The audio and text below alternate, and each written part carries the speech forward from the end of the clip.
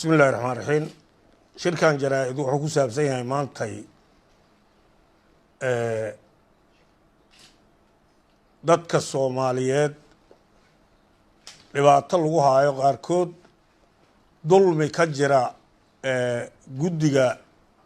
doorashooyinka dawladda federaalka iyo xafiiska ra'iisul wasaaraha dulmi ka jira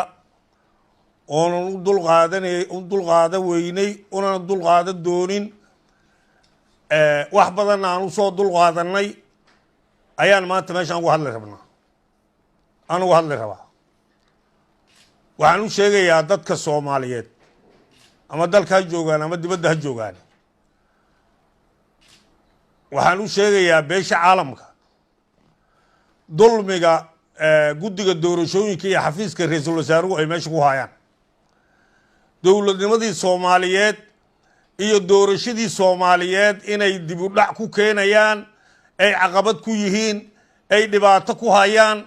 ayaan beesha caalamka iyo dadka Soomaaliyeed baan u sheegaynaa oo dulqaadama doono oo dulqaadamayno dowladnimada Soomaaliyeedna dadkay ka dhaxaysaa ee qolo gaara oo kaligoor ayagoo ilmaadeera meel ku showra oo ayagu isku amaana dowladnimo inaan lagu gaarin waa la ogyahay waxaas horaa loo soo maray horaa loo soo arkay xumaanteeda meeshan waxaan uga hadli rabaa war badan maanta inaan uga hadla ma rabo waxaan uga hadli rabaa kursiga 86 lambar hoob 86 lambarkiisu yahay oo lagu soo doortay Hirshabeelle gaar ahaan magaalada madaxda gobolka Hiiraan ee Beledweyne lagu soo doortay ayaan meeshan uga hadli rabaa kursigaas habraaci madashu ku heshiiday kadib oo dhan lagu heshiinayay ayuu soo maray 101 qofood oo qabiilkiisa ha dooratay cid qabiilkiisa oo ka qaylisay ma jirin maamulka Hirshabeelle soo dhisay oo marqaati ka ahay guddiga doorashooyinka dawladda federaalka iyo guddiga Hirshabeelle waa joogeen xaadir ay ahaayeen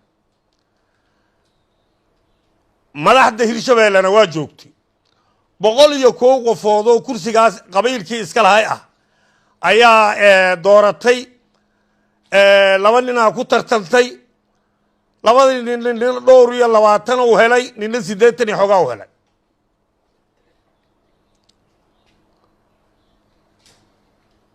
kuraasta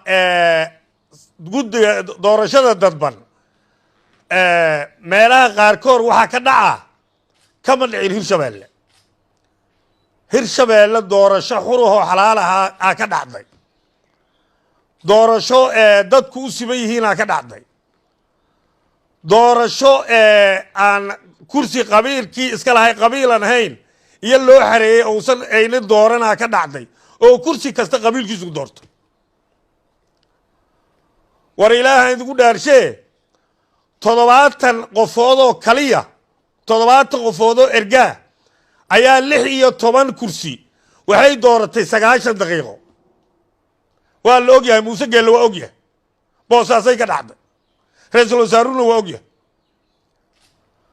kismaayo kuwa lagu dooranayna 70 ergaha dooran jirtay galmudug waxa ka dhacday hawiye iyo daarood iyo raxan weyn kursi qabiil lahaay doorteen waana joogahay lama celiyo hayo waxaana soo doortay hawiye iyo daarood iyo dir iyo raxan weyn soo doortay dhul Soomaaliyeed lagu soo doortay waa la ogyahay qabiilkii iska la yaqaan qofkii loo soo doortay la yaqaan lama celiyo hayo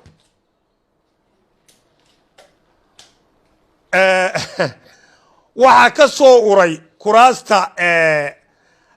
habraaca soo martay oo koonfur galbeed iyo Hirshabeelle waxa ka soo uray oo ra'iisul wasaaruhu ka urina oo sanka ula raaca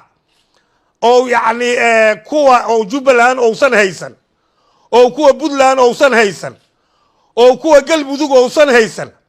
waxa kuwa Hirshabeelle iyo kuwa koonfur galbeed ka soo caraya ama oo sanka ula raaca ra'iisul wasaaraha Soomaaliyeed in asiga la weydiiyaan aan rabi lahay horta asigaan weydiinayna maxamed xuseen rooblaan weydiinayna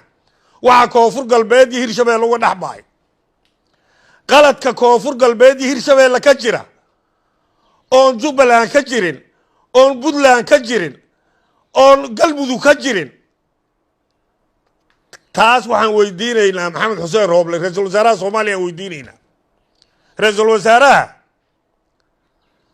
lama canaataana caanihii daadiyey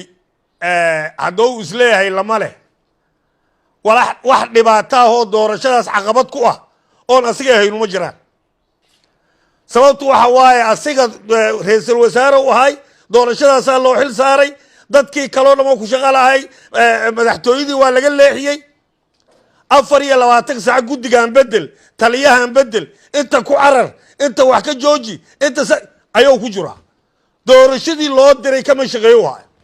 amni kama shaqeeyo waa amniga oonu boosaasa ka shaqaynayn iyo puntland ousan amnigeeda ka hadlayn ousan ka hadlayn jubbaland koonfur galbeed iyo waxuu ka hadlayo iyo hirshabeelle iyo muqdisho ku hadlo waaya war waxaas caqli maaha wax soomaali iskula jiri kartana maaha soomaali waxbay ku heshiiday maamulada gobolada madaxweynayaasha gobolada iyo madaxweynaha soomaaliya iyo ra-iisul wasaaraha soomaaliya iyo guddoomiyaha gobolka banaadir ayaa wax ku heshiiyey hal tallaab masaaroha ra-iisul wasaaruhu arrintaas hal tallaab masaaroha wax kale ka shaqeeyoha wax uga dhex daadsan yihiin koonfur galbeed iyo hirshabeelle wax uga dhex daadsan yihiin haddii cadow soo weeraro galmudug ciidanka waa u dirayaa iyo ka daba tago geel u qalayaa ciidanka waa birimayaarayna geelna waa u qalayaa iyo ka daba tago ayadoo weliba dadkii ka soo jeeday galmudug ay ahayn dadka meesha ku diriraay beledweyne ayadoo habeen kasta hoobiye shabaab la dhaca ciidan loo soo diraa dowladdu ciidan usoo dirtay subaxii daba golaha wasiirada fadhiisiyaasuu yidhi ciidankaa la soo celiy war ra-iisul wasaare annaga waxaas waa fahmaynaa in laga soo gudbaan u qabnay waxaas in laga soo gudbaan u qabnay aduu haddaad fresh tahay weli kuu dhiban yihiin annaga waxaas waa soo marnay soomaali waa soo martay soomaalina waxaasu ma deeqaan waxaas madax looguma noqon karo soomaaliya waxaasoo dulmiya iyo waxaasoo cadaalad daraa soomaaliya madax looguma noqon karo shanta isteed inay kuu sinaadaanaa la rabaa wixii qaldan in waxaan waa qaldan yihin oo saanay u qaldan yihin aad tirahaa loo baahan yahay laakiin kursi 101 qofood dooratay oo qabiilkiisii doortay waxaad fiiri see adiga warkaaga aan u qaadanaynaa kursiga qaladaa ka jira saan kaaga yeelaynaa kursiga ayadoon la dooran 86 ayadoon la dooran aad warqad soo qortay aad tiri kursigaas lama dooran karo war kursiga ma adigaa iska lahay kursiga kuraasta soomaaliyeed ma uu ka mid ahayn qabiilka soomaaliyeed qabiil ka midu ma uusan lahayn goob doorashadiisu mayna beledweyne ahayn ayna hirshabeelle ahayn maxaad warqadda u soo qortay kursiga ayadoon doorashoba la gaarin ooma la soo dheji inaad warqad soo qorto hadda waa qalad iyo wasaxsaa lagaaga dhegaysana war waxaasoo dulmiya wixii soomaali ku kala tagtay soomaali isku dishay soomaali ay dowlad isha maantay soomaali isha maanta leedahay cadaalad darradaasaad ka shaqaynaysid iyo wax lamid ah u dhigay niman qabiil oo iyo meel iskugu taga meel ku shirshira ayagu isku ammaana gabdhahoodu u carab dhabaan waxay rabaan isku sheega dowladnimo maahan dowladnimo waxa waaye cadaalad iyo qofo waxay qaban karta inay qabato in wixii lagu heshiiyey la dhowro ra-iisul wasaare wixii lagu heshiiyey dhowr haddii hadda annagu aada isleedahay hirshabeellana baarlamaankeena sooma celi karto koonfur galbeedna dee hadda mugay ceshatay aa lasoo maslaxay kuraasaa koonfur galbeed laga soo maslaxay maxaa qalad ahaa mugii hore lagu celshay maxaa dadkii ku qancideen adigii guddigaagu maxaa dadku ku qanciseen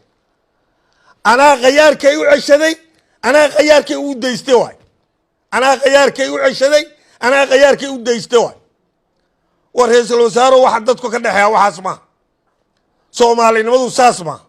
dowladnimadu saas maaha cadaaladdu saas maaha wax dad ka dhexeeya haddii lagu dhiibo walaalow gacal sharhaalle ahow nakala leexi annaga waxaan u sheegaynaa beesha caalamka iyo dadka Soomaaliyeed waxaan u sheegaynaa kursigaas in cadaalad darro lagu haysto kursigaas inuu habraaci sax ahay soo maray inuu doorasho xur ah oo xalaal ah la soo doortay inay fagaaro ahayd inay gees hoostiis lagu soo dooran inay ergey islaameed sida kuraasta qaar ay soo dooran in saacada gudahood aan dekreeto lagu soo magacaabin sida kuraasta qaarkood